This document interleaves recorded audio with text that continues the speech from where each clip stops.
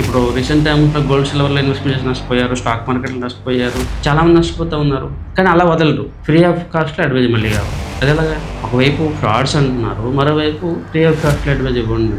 రెండు ఎలా సాధ్యం అవుతుంది? హాయ్ ఎవ్రీవన్, నేను మీ Satya Santosh, global market expert, certified investment and stock market expert. మార్కెట్లో stock market, gold, silver and global market సంబంధించి ఎప్పటికప్పుడు మీకు సరైన అనాలిసిస్ అండ్ అప్డేట్స్ ఇస్తూ వచ్చాము. అయితే ఇక్కడ కొన్ని కీ పాయింట్స్ మీకు అర్థం కావాలని చెప్తాము. కొంతమంది ఇదివరకే మార్కెట్లో ఇన్వెస్ట్మెంట్ చేస్తున్న వాళ్ళు, లేదా కొత్తగా ఇన్వెస్ట్మెంట్ జర్నీ మొదలుపెట్టిన వాళ్ళు ఉంటారు. కొంతమంది రూరల్ ఏరియా అంటే గ్రామీణ ప్రాంతాల నుంచి ఉన్న వాళ్ళు ఉంటారు. కొంతమంది ఎన్ఆర్ఐ కస్టమర్స్ కూడా ఉంటారు, లేదా ఎన్ఆర్ఐ ఆడియన్స్ కూడా ఉంటారు. కొంతమంది నార్మల్ పీపుల్ ఉంటారు, కొంతమంది ఐటీ పీపుల్ కూడా ఉంటారు. సో ప్రతిదీ అందరికీ అర్థం అవుతుందని నేనైతే అనుకోను, ప్రతిదీ అందరికీ నచ్చుతుందని కూడా నేను అనుకోను. ఎందుకంటే డిఫరెంట్ పీపుల్కి డిఫరెంట్ వేలో అది అర్థమవుతుంది, లేదా వాళ్ళ యొక్క అభిప్రాయాలు. బట్ నిజం అనేది నిజమే. గోల్డ్ పడుతుంది, అది అందరికీ పడుతుంది. గోల్డ్ పెరుగుతుంది, అందరికీ కూడా అదే. బట్ వాళ్ళు అర్థం చేసుకునే విధానం, దాన్ని వాళ్ళు ఎలా యూజ్ చేసుకుంటారు అన్నదే చాలా చాలా ఇంపార్టెంట్.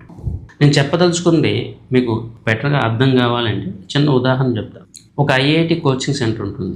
ఐఐటి కోచింగ్ సెంటర్లో ఫ్యాకల్టీస్ అందరూ కూడా మంచి వాళ్ళు, బాగా ట్రైనింగ్ చేస్తారు, పిల్లలు కూడా టాలెంటెడ్ ఉంటారు. బట్ అందరికి కూడా ఐఐటి సీట్ రాదు. ఎందుకంటే అక్కడ కూడా వాళ్ళ యొక్క పాస్ మార్క్స్ బట్టో లేదంటే వెయిటేజ్ బట్టి వాళ్ళ యొక్క విన్నింగ్ రేషియో మారిపోతుంది. అదృష్టం కూడా తోడవాలి. బట్ ఇక్కడ స్టాక్ మార్కెట్ అడ్వైజర్లో అదృష్టం అనేది పక్కన పెడితే చెప్పింది వినడం అనేది చాలా పెద్ద సమస్య. నేను చెప్పింది అందరికి ఒకేలాగా అర్థమవుతుందని కూడా అనుకోలేదు. ఒకే క్లాస్లో అందరూ టాపర్స్ అయితే అవ్వలేరు. కొంతమంది టాపర్స్ అయితే ఇంకొంతమంది డ్రాప్ అవుట్స్ కూడా ఉంటారు. సేమ్ వే మన యొక్క ఇంటెన్షన్, మన యొక్క వర్క్ ఇదన్నీ కూడా వరల్డ్ క్లాస్ స్టాండర్డ్లో మనం ఇవ్వడం జరుగుతాం. మార్కెట్లో ఎవరు కనీసం ఊహించిన సందర్భాల్లో కూడా మనం బెటర్ అనాలిసిస్ అయితే తెస్తాము. బట్ ఆ ఇన్ఫర్మేషన్ అందరికీ ఒకలాగా వెళ్ళట్లేదు. ఆ ఇన్ఫర్మేషన్ అందరూ ఒకేలాగా వాడుకోవట్లేదు. దానివల్ల వాళ్ళ యొక్క వెల్త్ క్రియేషన్ మెరుగవ్వట్లేదు. ద రీజన్ వాళ్ళే, నేను కాదు. ఎందుకంటే అనాలిసిస్ ఇవ్వడం వరకే నా యొక్క రెస్పాన్సిబిలిటీ. దాన్ని ఎలా చేయాలో స్ట్రాటజీ అయితే కొంతమందికి ఇస్తాను.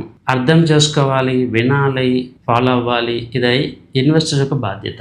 ఇవన్నీ పక్కన పెడితే ఈరోజు కొన్ని కీ పాయింట్స్ నేను చెప్తాను. ఇప్పుడు ఎవరైతే కొత్తగా ఈ వీడియో చేస్తూ ఉన్నారో వాళ్ళకి నేను ఎవరో తెలియదు. బట్ నేను చేసిన వీడియోస్ అన్నీ చూస్తే నా మీద ఒక ఐడియా అయితే వస్తుంది. ఎవరైతే మమ్మల్ని ఫాలో అవుతూ ఉన్నారో వాళ్ళకి కూడా కొంత ఐడియా అయితే వస్తుంది. వీళ్ళందరికీ కొన్ని పాయింట్స్ నేను చెప్తాను. ఇక్కడ ప్రాబ్లం చాలానే ఉన్నాయి. ఒక ప్రాబ్లం జెన్యూన్ అనలిస్టులు, జెన్యూన్ అడ్వైజర్స్ లేరు. ఒక ప్రాబ్లం కస్టమర్స్కి వీళ్ళకి ఒక రిలేటెడ్ ప్లాట్ఫామ్ అంటూ లేదు.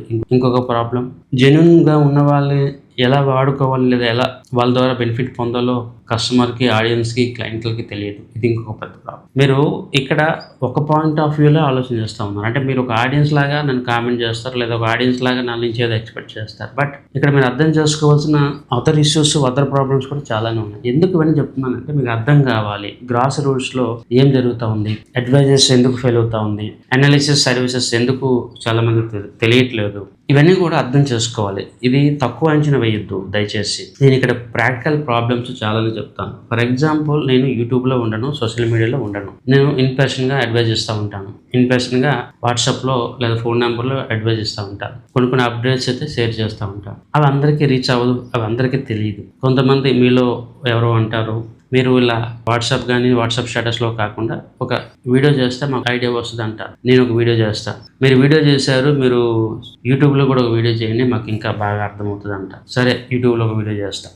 యూట్యూబ్లో వీడియో చేసిన తర్వాత ఎవరెవరో వస్తారు, ఏవేవో నెగిటివ్ కామెంట్ పెడతారు. ఎవరెవరికి వేరే అర్థమవుతుంది, అది వేరే ప్రాబ్లం. ఇవన్నీ పక్కన పెడితే ఇంకొకడు అంటాడు, మీరు యూట్యూబ్లో వీడియోస్ చేస్తూ ఉన్నారు, మీరు జనాల్ని మోసం చేయడానికి చేస్తూ ఉన్నారు, లేదా జనాల దగ్గర డబ్బులు కలెక్ట్ చేయడానికి చేస్తాం. అవన్నీ పక్కన పెడితే మీరెందుకు ఫ్రీగా అడ్వైజ్ ఇవ్వరు అని చెప్తారు ఇంకొకటి. లేదా నేను ఫోన్ చేస్తాను, ఫోన్ చేసినప్పుడు మీరు ఫోన్ ఎత్తాలి అంటాడు. ఇవన్నీ కూడా నేను రియల్ టైంలో చెప్తా ఉన్నాను. ఇవన్నీ పక్కన పెడితే నేను చాలాసార్లు కొన్ని వందల వీడియోస్ చేశాను. పూర్తిగా చూడండి నేను చెప్తా ఉంటే అవి పూర్తిగా చూడడం కన్నా వాళ్ళకి నచ్చిందే వాళ్ళు చేస్తూ ఉన్నారు. ఇది ఇంకా పెద్ద సమస్య. నేను చాలా క్లియర్గా చెప్తున్నాను. అడ్వైజర్ వేరు, అనాలిసిస్ వేరు, స్ట్రాటజీస్ వేరు, ఆన్లైన్లో వచ్చే కంటెంట్ వేరు. నా దగ్గరికి చాలామంది వస్తూ ఉన్నారు, సార్ మా దగ్గర డబ్బులు ఉన్నాయి, మనం ఎలా ఇన్వెస్ట్మెంట్ చేయాలి, లేదా ఏదైనా ఒక రికమెండేషన్ చెప్పండి అంటే అది వేరే విషయం. దాన్ని మనం వేరే విధంగా అర్థం చేసుకో. బట్ చాలామంది చూస్తూ ఉన్నాను, నా దగ్గరికి వస్తారు, ఎక్కడెక్కడో ఏవేవో జరిగో అవన్నీ కూడా నాతో చెప్తా. దానివల్ల ప్రయోజనం ఏముంది కదా. పలానా యూట్యూబర్ ఇలా అన్నాడు, పలానా ఆయన అలా అన్నాడు, గోల్డ్ పెరిగిపోద్దంట, సిల్వర్ పెరిగిపోద్దంట, ఇవన్నీ నాతో చెప్తా. పర్పస్ ఏంటి?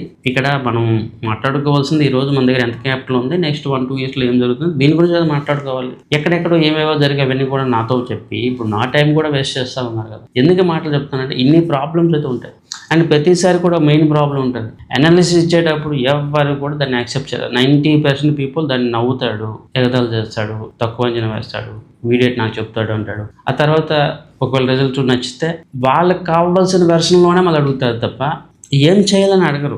ఏం చేయాలి, ఎలా ఇన్వెస్ట్మెంట్ చేయాలి, ఇవి అడగరు. నేను ఇన్వెస్ట్మెంట్ చేస్తా, నాకు ఇంత రిటర్న్ కావాలి, నేను ఎలా అనుకుంటున్నా అలా కావాలి, నాకు నచ్చిందే కావాలి, ఈ వెర్షన్లో మాట్లాడు. సో ఒక అనలిస్ట్లా ప్రాబ్లమ్స్ చాలానే ఉంటాయి. మీరంటే చాలామంది అనుకుంటారు ఏంటి స్టేట్మెంట్లు ఇచ్చేస్తారు వెళ్ళిపోతారు అనుకుంటారు. బట్ రియల్ టైంలో జెన్యూన్గా ఉండాలంటే ఎంతో కష్టం. అండ్ మోస్ట్ ఇంపార్టెంట్లీ మీరు అర్థం చేసుకోవాల్సిన ఒక సామాజిక సమస్య.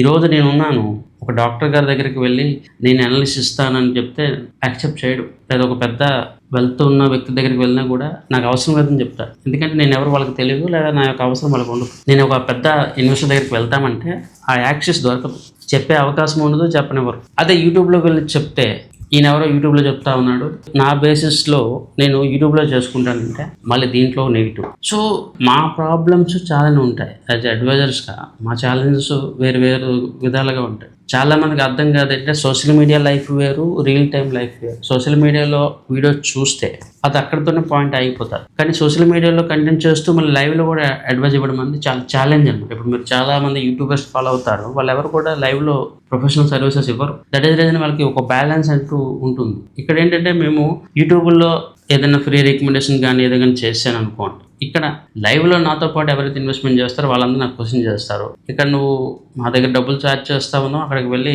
ఫ్రీ ఆఫ్ కాస్ట్లో అడ్వైజ్ ఇస్తున్నావు అని చెప్పి వీళ్ళు మళ్ళీ నాకు కామెంట్ చేస్తారు. ఇవన్నీ కూడా రెగ్యులేటరీ ఇష్యూస్ ఉంటాయి, ఇవన్నీ కూడా ఉంటాయి. అండ్ చాలామంది తప్పుగా అర్థం చేసుకునే ప్రాబ్లమ్స్ చాలా ఎక్కువగా ఉంటాయి. నేను చాలాసార్లు చెప్పాను, గోల్డ్ డౌన్ ట్రెండ్లో ఉందని చెప్తే చాలామంది అమ్మేస్తారు, గోల్డ్ అప్ ట్రెండ్లో ఉందంటే కొనేస్తారు. దానికి డిఫరెంట్ వేలో అర్థం చేసుకోవడం అనేది చాలా చాలా ఇంపార్టెంట్. ఎస్పెషల్లీ రీసెంట్ టైమ్స్ మనం చూస్తూ ఉన్నాము, సోషల్ మీడియాలో ఏదైతే వస్తుందో దాన్ని చాలామంది నమ్మేస్తూ ఉన్నారు. బయట అనలిస్టులు అడ్వైజర్స్ లేరు అని చెప్పి అనుకుంటా ఉన్నారు. అందరూ యూట్యూబ్లోనే ఉంటున్నారు, బయట ఎవడూ లేడు, బయట ఉన్నా కూడా వాడిని మనం నమ్మం, యూట్యూబ్లో మనకి ఏదైతే వస్తుందో దాన్నే మనం నమ్ముదాం అని చెప్పి ఒక అభిప్రాయంలోకి చాలామంది వచ్చారు. ఇవన్నీ కూడా చాలా పెద్ద డీప్ కన్సర్న్ ఉన్న ప్రాబ్లమ్స్. ఎందుకు ఇవన్నీ చెప్తున్నానంటే ఇప్పుడు అందరూ కూడా యూట్యూబ్ సోషల్ మీడియా మీద డిపెండ్ అయితే వాళ్ళు అసలు బయటకు రారు. కొన్నిసార్లు మన అప్డేట్స్ డైరెక్ట్గా ఇవ్వాల్సి వస్తుంది. ఇప్పుడు రీసెంట్గా ఒక ప్రాబ్లం అయింది, టెలిగ్రామ్ అనేది ఆపేశారు, రేపు వాట్సాప్ ఆపివచ్చు, రేపు యూట్యూబ్ కూడా ఆపివచ్చు. అప్పుడు అప్డేట్స్ ఎవరు ఇస్తారు?